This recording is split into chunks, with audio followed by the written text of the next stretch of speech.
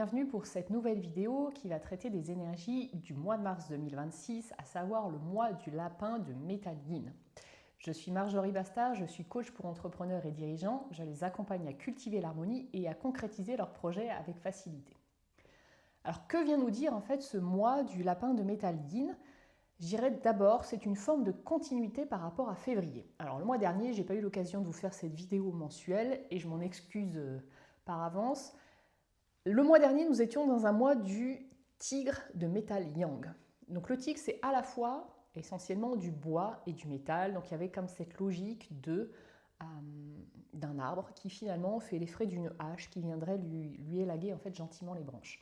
Donc ce n'est pas forcément un exercice très agréable pour un arbre, mais c'est pour autant parfois nécessaire pour lui donner peut-être une plus belle stature, quelque chose qui va en fait venir le travailler en fait son design, le port de ses branches, mais qui portera ses fruits en fait a posteriori.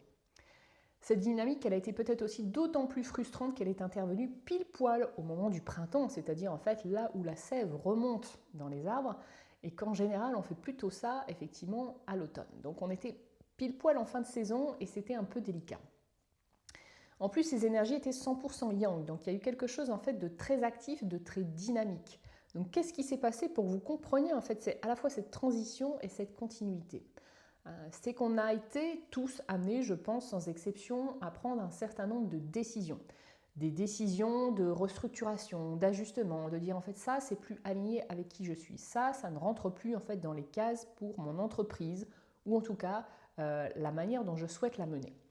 Donc il y a un certain nombre de choix qui ont dû être faits, qui vous ont peut-être surpris vous-même, qui pour certaines décisions vous ont peut-être même donné le vertige parce qu'à un moment donné ça devient hyper engageant, mais pour autant ça s'impose à vous. Donc il y a eu ce côté effectivement, ça bouscule, on n'y va pas de main morte quelque part et ça challenge pas mal. Donc cette dynamique-là en fait on va effectivement la retrouver dans ce mois de mars, mais de manière beaucoup plus fine et beaucoup plus subtile et surtout tournée vers notre propre intériorité. Le mois dernier, il y avait ce que je vous disais précédemment, c'était un peu ça déménage quelque part, j'acte des choses, j'acte des choix très forts qui s'imposent à moi et là, du coup, je vais continuer mes réglages mais de manière plus précise. En fait, ce mois du lapin de Métal Yin, il faut bien comprendre que le Métal Yin, c'est à la fois l'objet précieux, le bijou qui se remarque, il y a quelque chose, un travail fin et délicat, et c'est aussi l'outil de précision. Ça peut être effectivement le scalpel, celui qui vient disséquer les choses, mais de manière en fait très millimétrée. La dynamique du yin, c'est aussi plus tourné vers l'intériorité. Donc c'est comme si en fait, à l'intérieur de nous, suite aux décisions qu'on a dû prendre en fait le mois passé, eh bien quelque part, on vient ajuster ce travail-là, plus en profondeur, plus peut-être dans notre posture, dans le qui on est, pour davantage accompagner les choix qui se sont imposés à nous le mois dernier. D'autant plus que les détails ont, je dirais, une forme d'importance, puisque finalement on dit toujours le diable se trouve dans les détails. Donc c'est comme si en fait les choix forts du mois dernier se devaient d'être poursuivis et finalisés de manière à obtenir une cohérence d'ensemble, à la fois sur le fond et la forme, à la fois, je dirais, à la virgule près. Donc tout ça, ça va vous demander effectivement un travail de précision, de minutie, où quelque part, il y a encore besoin de faire place nette.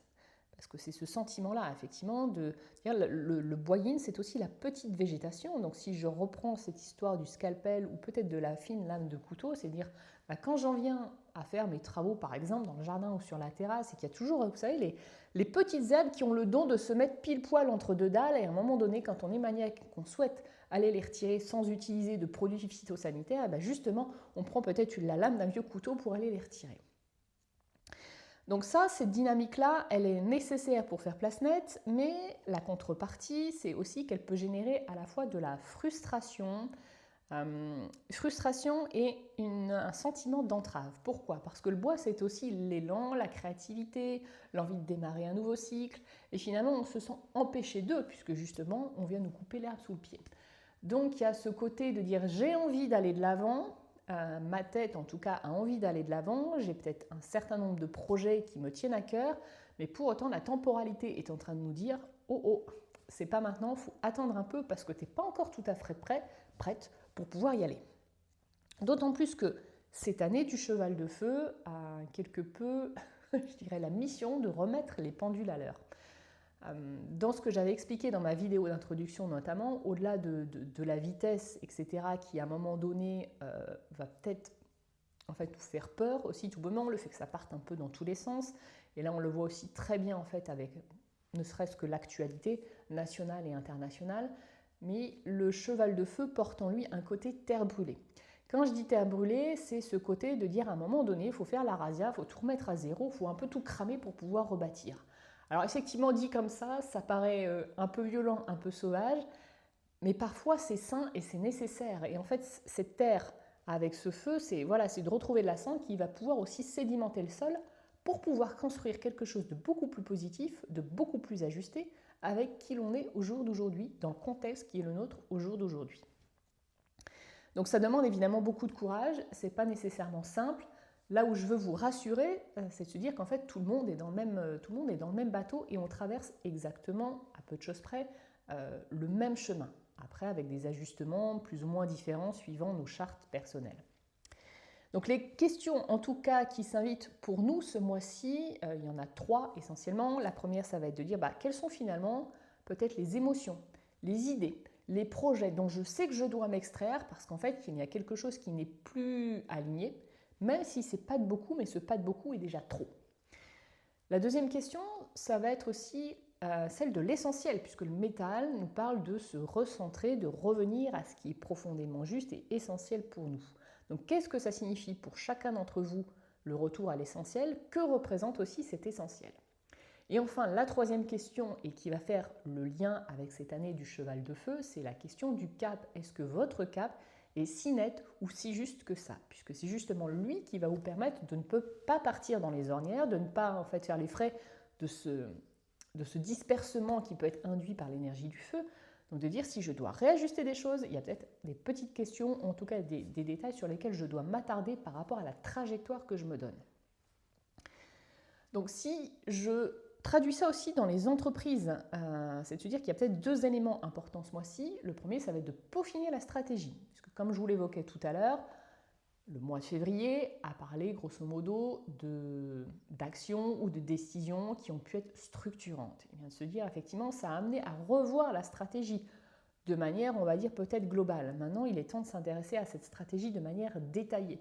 Et peut-être particulièrement sur tout ce qui concerne les supports écrits ou les contrats ou les idées, la manière de vous le présenter. Se dire c'est aussi bien le fond que la forme dans tous les cas. Et le deuxième point, en tant qu'entrepreneur, en tant que dirigeant, ça va être aussi de prioriser votre intériorité. Pourquoi je dis ça? Parce qu'il y a cette notion aussi dans l'année du cheval de feu qui nous fait profondément revenir à nous-mêmes, à la question du sens, à savoir qui je suis, quelle est ma contribution, quelle est ma place finalement, quelle est ma juste place. Donc ces questions, en fait, elles vont être vraiment présentes tout au long de l'année et quelque part, le mois nous invite déjà à nous positionner par rapport à ça, à commencer à chercher en fait de premiers éléments de réponse. Voilà.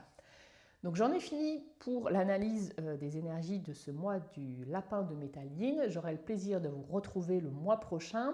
En attendant, si vous le souhaitez, je suis disponible pour vous débriefer votre charte Batze en rendez-vous individuel. Je pratique également le Chimendunjia pour les questions les plus stratégiques. Alors si vous le souhaitez, je vous invite à regarder mes infos dans le descriptif qui se situe sous la vidéo et à prendre directement contact avec moi. À très bientôt.